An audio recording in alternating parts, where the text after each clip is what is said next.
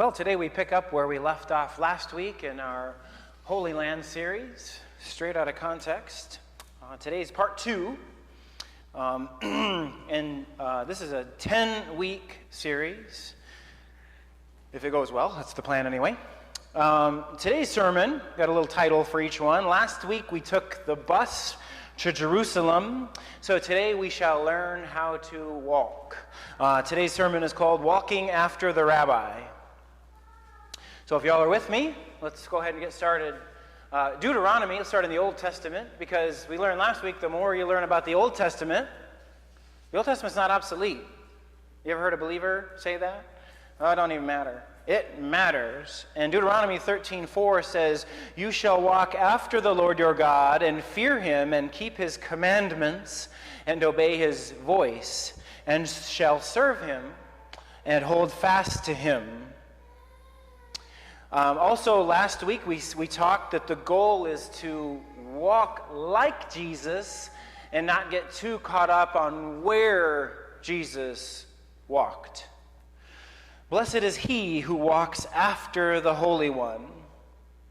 At the time of Jesus, 1st century AD, and right before him, he was not the only teacher who had disciples.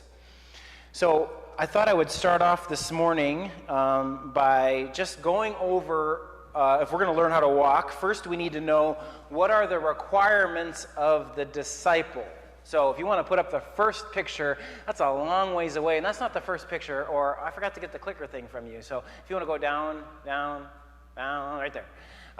You aren't going to be able to see it, and that's fine, and I feel bad for this lady that I got the back of her head, but this was the learning time that we had in Jerusalem, and the requirements of the disciple are up there, and I'll just read them to you. Number 1 is submit to the authority of the teacher, or walk after. Walk after the teacher is requirement number 1 of the disciple. Requirement number 2 of the disciple is to serve the teacher. So walk after and serve.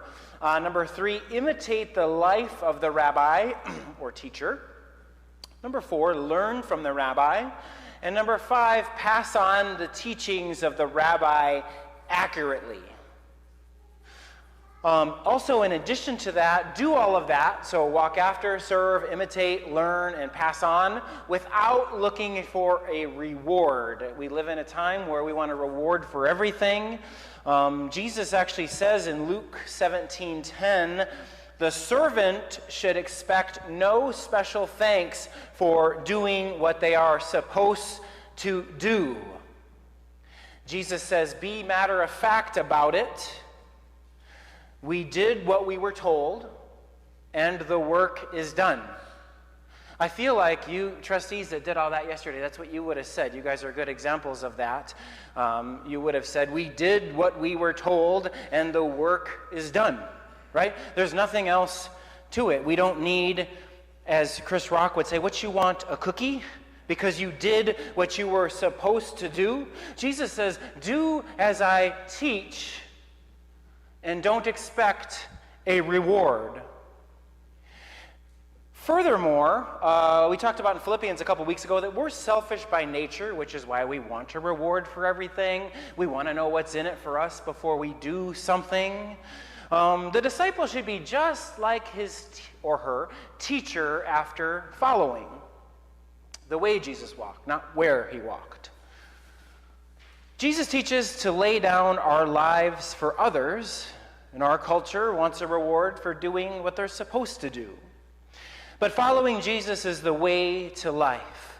So today's key takeaway, number 1, and I'll try to limit those today, is submit, serve, imitate, learn, and pass on. The key requirements of a disciple. The disciple should be like their teacher when they're done. In the 1st century, there were no rabbis without disciples. Jesus was not the first one. Sometimes we think that Jesus was the only one or the first one or whatever. He was not the only one who had disciples. The rabbinic figure, which Jesus was devoted to a lifetime of study applied to life in a meaningful way. And rabbis often moved, so tie this into Jesus when I'm talking about it. Rabbis often moved from place to place. Go ahead and just move to the first actual pictures. We don't, because those ones are too far away for us to read. But the rabbinic figure moved from place to place. So think of Jesus. He says, and Jesus said to him, "Foxes have holes and birds have nests, but the Son of Man has nowhere to lay his head." That is Luke chapter 9.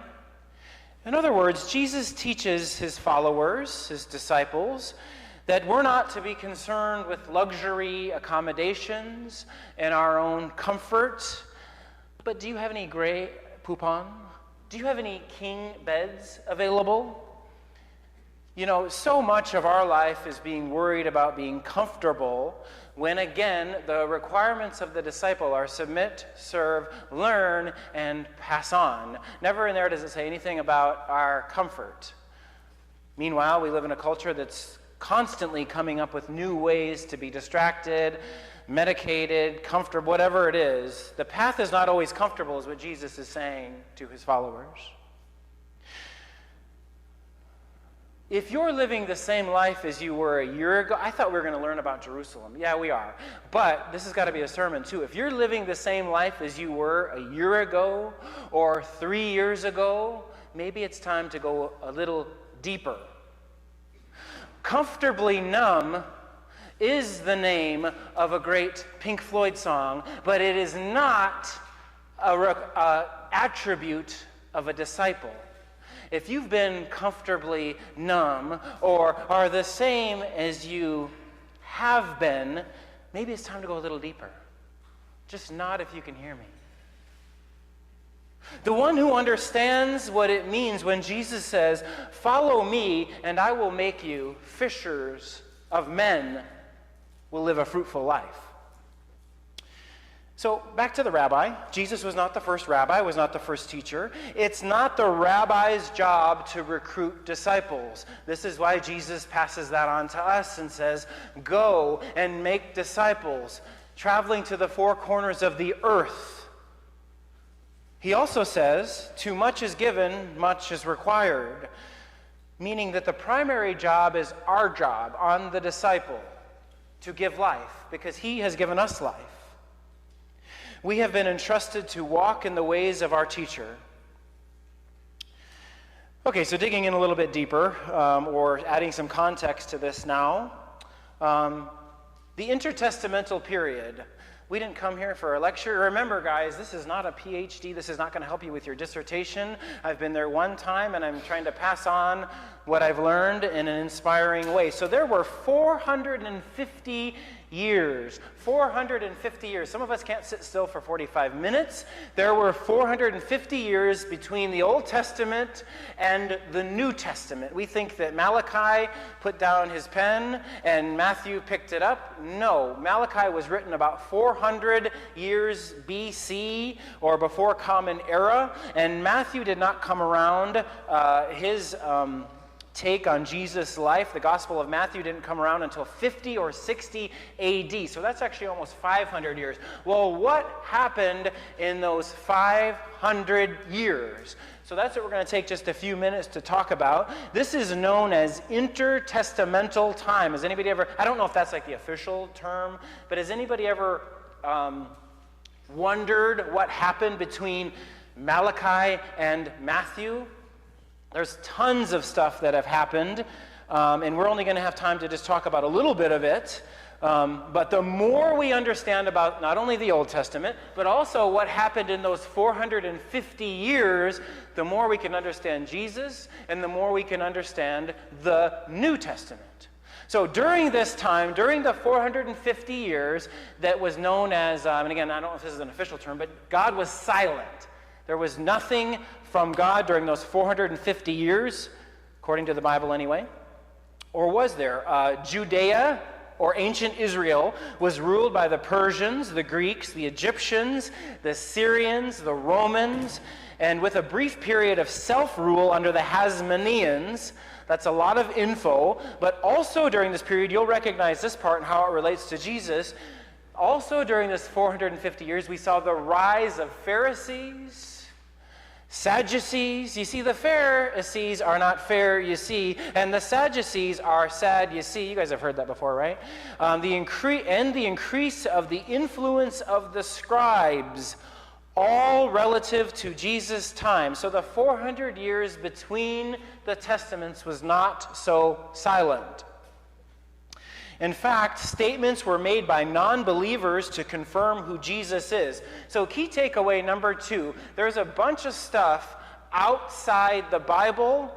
We think that the Bible is the only book that talks about Jesus. There is a bunch of statements made outside of the Bible confirming who Jesus was. One such believer, maybe you've heard of him, maybe you haven't, Josephus Flavius, a first century Roman, who was not a Christian. This is not a believer. This is not a follower of Christ, but a very important figure. And again, the goal here is maybe to inspire y'all to look this up a little bit on your own. But Josephus Flavius, and the reason why he was important is he was born and raised right in Jerusalem, and he authored an important piece of intertestamental literature called the Antiquities of the Jews. And he references Jesus, and I had a slide, but you're not going to be able to read it anyway. In book 18, this is what he says in book 18. This is extra biblical material. Josephus Flavius was not a Christian, was not a follower, and he says this: at the time, there was a wise man who was called Jesus, and his conduct was good, and he was known to be virtuous, and many people from among the Jews and other nations became disciples. Pilate condemned him to be crucified and die, and those who became his disciples did not abandon his discipleship. They reported that he had risen after 3 days and that he was alive. Accordingly, he was perhaps the Messiah whom the prophets have recounted wonder. Josephus Flavius, The Antiquities of the Jews, book 18. So again, the main takeaway is, okay, here's a non-believer confirming that Jesus, okay, he says perhaps the Messiah. But that sounds familiar, doesn't it, to what we read in the Bible? The Bible is not the only place that confirms what Jesus or who Jesus was. Because people, this is a quote from my instructor and I just loved it. People, there's a few young people here today, our young people especially need to hear the truth. This is our job as followers. Need to hear the truth, need to know the truth before the world, before culture infects them with the lie. I just love that because it's so true. We see it everywhere. Social media, the news, whatever it is. But Christianity is a deep pool, so we can only get into just the basics here. And the goal is to walk like Jesus, like the teacher, to submit, to learn, and to teach. It's not to walk like an Egyptian, since we're talking about song. You guys remember that Bengal song? Walk like an Egyptian.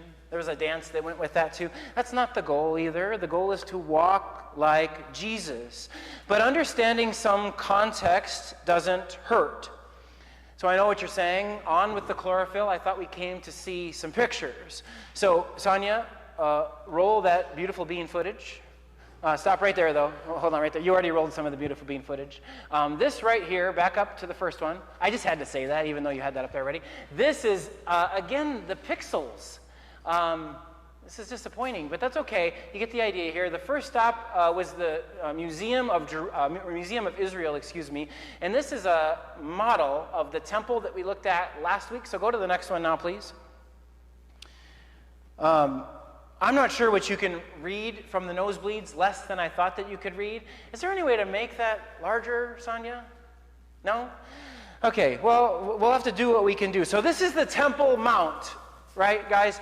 We talked about this last week, the first week. This is what it actually looked like.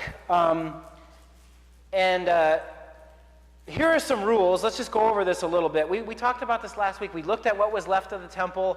I stood on the very steps that Jesus stood on. Remember that Mary and Joseph brought him for the cleansing because Mary was now clean after her 40 days. Remember that whole thing? Well, this is what it actually looked like. This is a model. It was an amazing model to see in real life. Okay, so the gate to the temple, where that bottom arrow is pointed, is beautiful. Even if you can't tell it's beautiful, just like the people that can enter, because nobody with any bodily defect can enter the temple gates.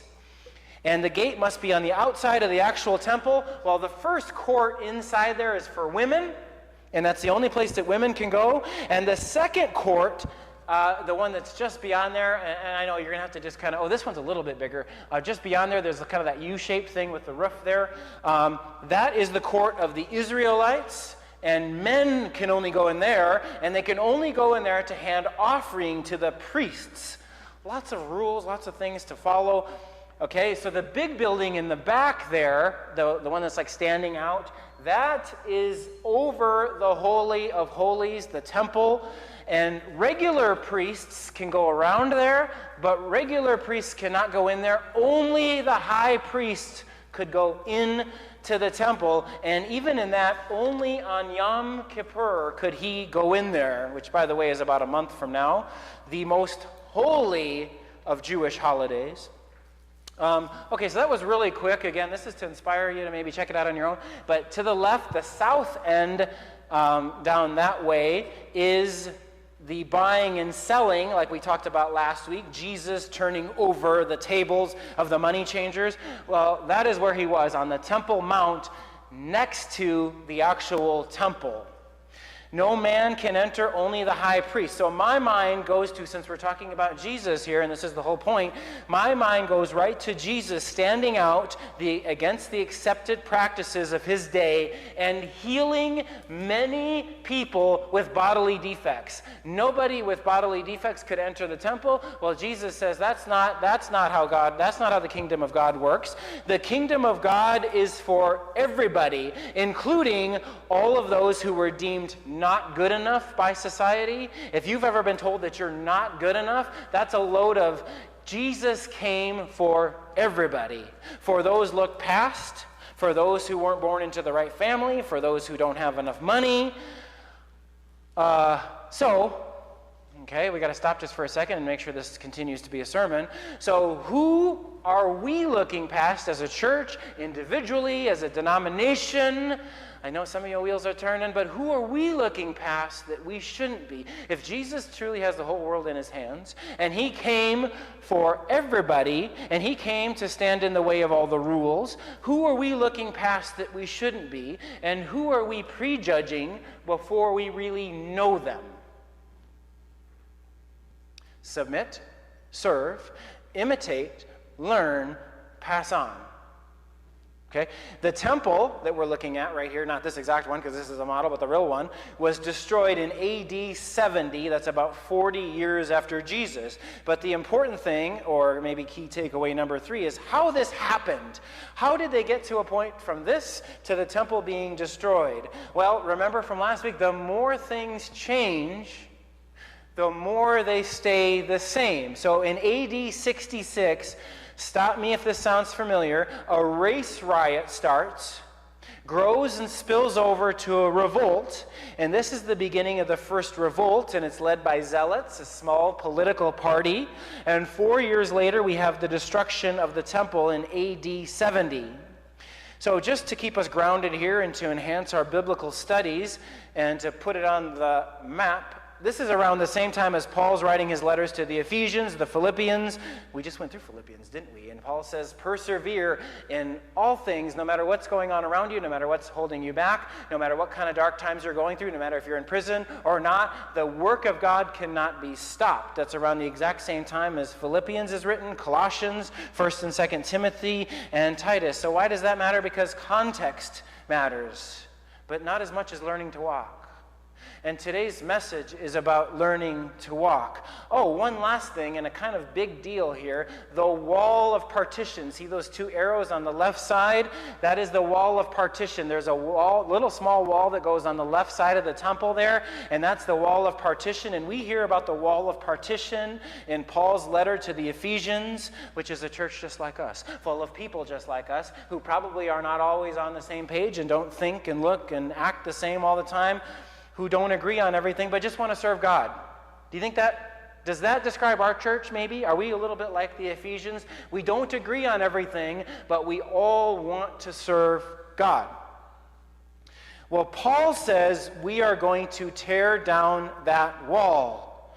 Not Ronald Reagan in West Berlin. You guys remember that? The infamous Tear down this wall. But Paul is talking about what Jesus does. He tears down the wall. He makes us one. He makes us one, and he says, we are not to be separated. Remember, only the people with no bodily defects could get into the temple. Only the beautiful could get in there. And Jesus said it's not about our looks. It's not about our genetics. It's not about our social standing. It's not about our political beliefs. It's not about our race. It's not about our gender. Tear down the wall that divides us. That's very relevant to today in this divided world, isn't it? Tear down this wall that divides us. Jesus makes us one and unites us.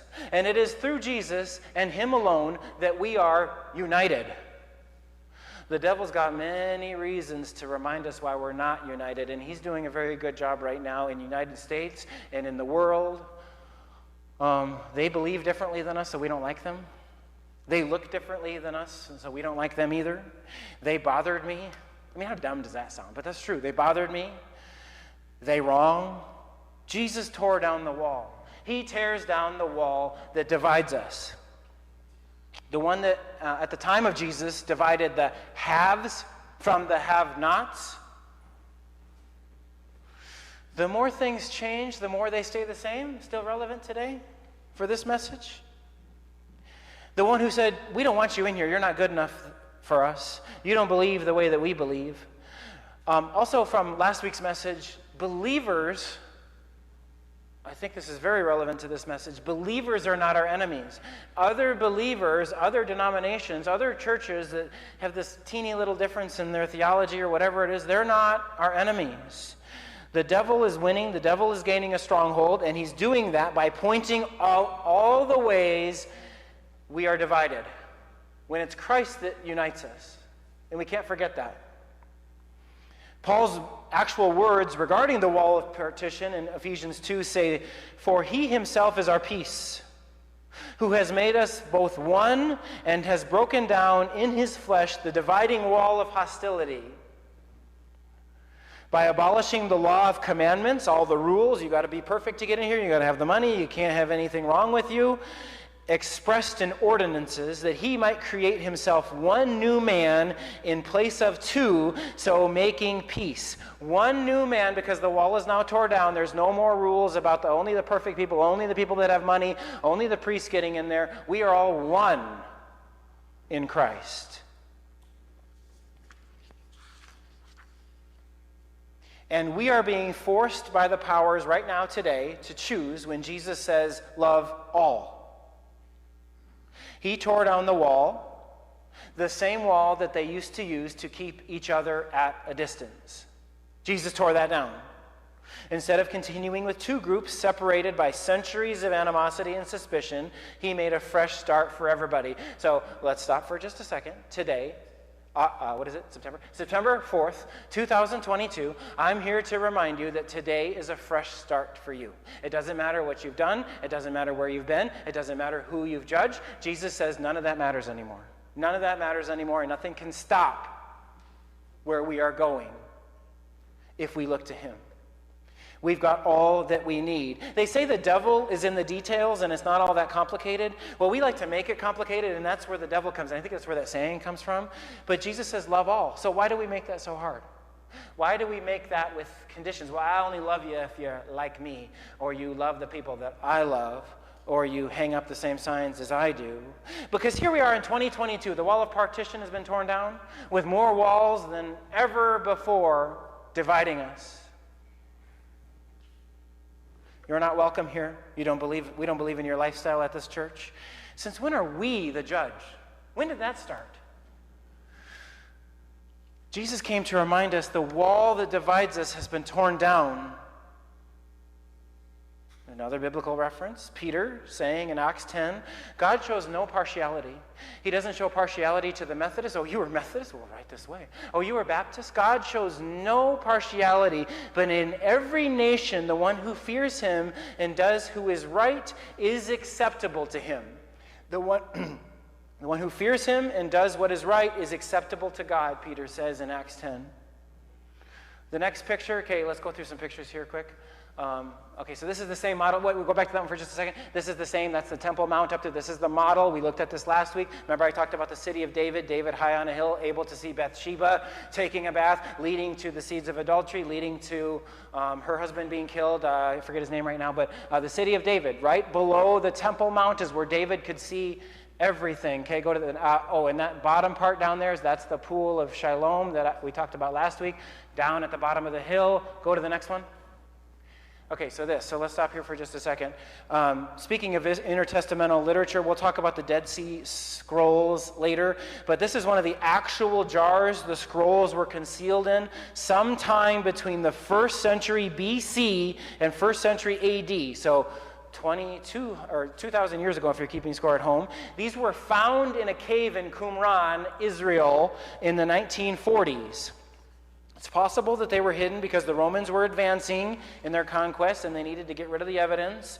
But the Dead Sea Scrolls, again, the goal is to inspire, and by being inspired, we will learn how to walk better, and when we walk better, we can give life to those who follow us. So the Dead Sea Scrolls, which some of them were found right in there, right in one of those containers there, is the single biggest piece of intertestamental literature that there is, and they've only recently been discovered. So things are still happening. It was one of my biggest takeaways from Israel. There's still things being uncovered, and I know there's reasons, we can open up a new site and all that, but there's still things that we don't know about. The biggest intertestamental literature discovery just happened in the 1940s. And of course, there was fighting about it and all that stuff. There's always fighting, isn't there? Okay, next one. We have a replica here of the water jars in John 2. I know this is kind of boring stuff, but you know the time when Jesus turned water into wine at the wedding banquet? Okay, moving on for the sake of humanity and time here. New location, who dis? This is the Mount of Olives. This is me. Remember last week? Okay, get the one of my ugly mug off there. Turn to the next one. The camel. Now that looks like a camel with a positive attitude, doesn't it? I don't know if you guys can see it, but he's got a smile on his face.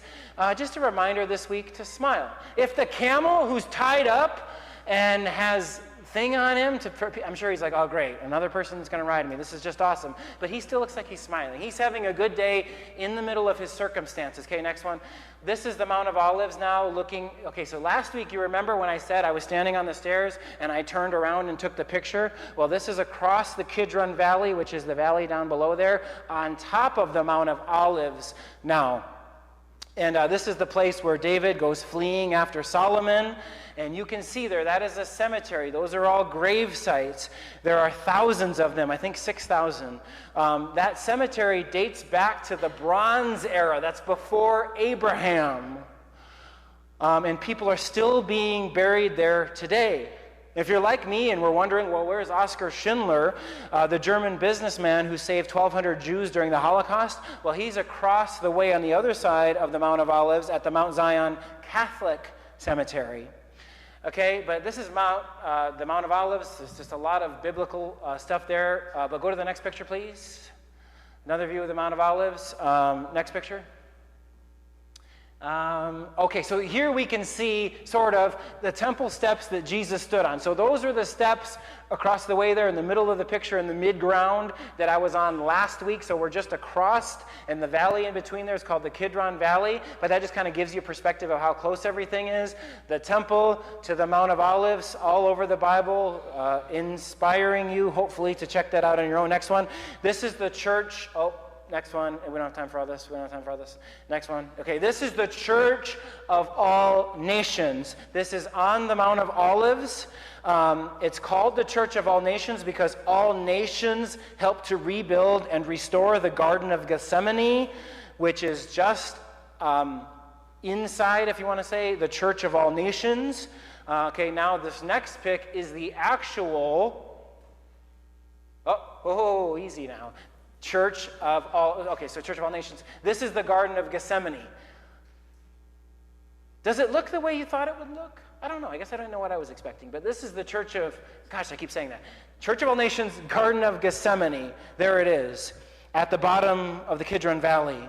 Also on the Mount of Olives was the withering of the fig tree, which is not a end times prophecy by Jesus, as many people think it is. Okay, I'll just read the verse really quick. In the morning, he was returning to the city. He became hungry, and seeing a fig tree by the wayside, he's on the Mount of Olives when he's doing this. This is just after cleansing the temple. He went to it and found nothing on it but only leaves. And he said to it, "May no fruit ever come from you again." And the fig tree withered at once. And his disciples say, "Whoa, how'd you do that?" And Jesus said, "You think that's wonderful? If you have faith the size of a mustard seed." The mustard seed is the smallest of all seeds, and it grows into this beautiful, large bush.